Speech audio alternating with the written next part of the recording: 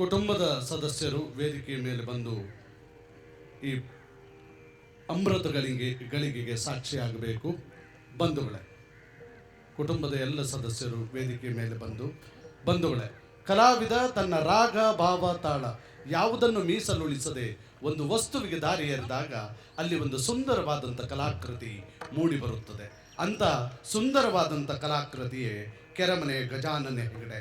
ಸ್ತ್ರೀ ವೇಷದಲ್ಲಿ ಅದ್ವಿತೀಯ ಪಾತ್ರಧಾರಿಯಾಗಿ ಮಿನುಗಿ ಬಹಳ ಬೇಗ ನಮ್ಮನ್ನು ಅಗಲಿದಂಥ ಯಕ್ಷಗಾನದ ಶ್ರೇಷ್ಠ ಕಲಾವಿದ ಅವರ ನೆನಪಿನಲ್ಲಿ ನೀಡ್ತಾ ಇರುವಂಥ ಕೆರೆಮನೆ ಗಜಾನನ ಹೆಗಡೆ ಪ್ರಶಸ್ತಿ ಶ್ರೀ ತಿಮ್ಮಣ್ಣ ಯಾಜಿ ಮಣ್ಣಿಗೆ, ಹಿರಿಯ ಯಕ್ಷಗಾನದ ಕಲಾವಿದರು.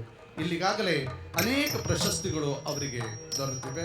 ಶಿವರಾಮ್ ಹೆಗಡೆ ಸಂಸ್ಮರಣ ಪ್ರಶಸ್ತಿ, ಹೆಗ್ಗಾರ ಮೇಲ್ನ ಮಣ್ಣಿಗೆ ಮಿತ್ರ ಮಂಡಳಿ ಪ್ರಶಸ್ತಿ, ಉಡುಪಿ ಕಲಾರಂಗದವರಿಂದ ಸನ್ಮಾನ.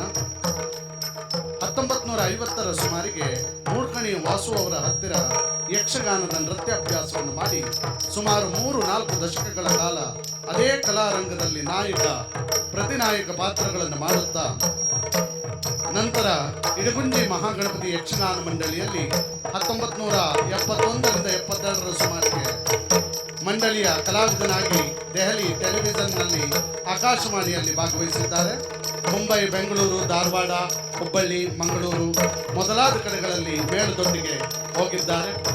ಇಡಗುಂಜಿ ಮೇಳ ಆರ್ಥಿಕ ಮುಗ್ಗಟ್ಟಿಗೆ ಸಿಲುಕಿ ನಿಲುಗಡೆಗೆ ಸ್ಥಿತಿ ಇದ್ದಾಗ 2 ವರ್ಷಗಳ ಕಾಲ ಮೇಳದ ಸಂಚಾಲಕತ್ವವನ್ನು ವಹಿಸಿ ಸಂಘಟಿಸಿ ಮುನ್ನಡೆದಿದ್ದಾರೆ.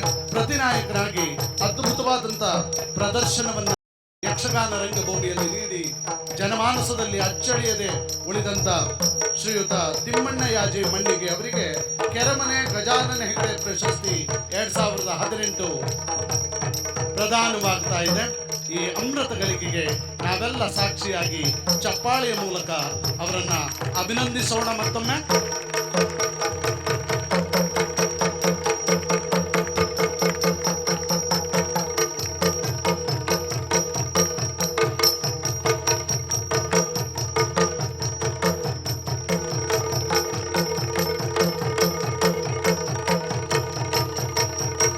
ಕೆರೆಮನೆ ಗಜಾನನ ಹೆಗಡೆ ಪ್ರಶಸ್ತಿ 2018 ಪ್ರದಾನವಾಗ್ತಾ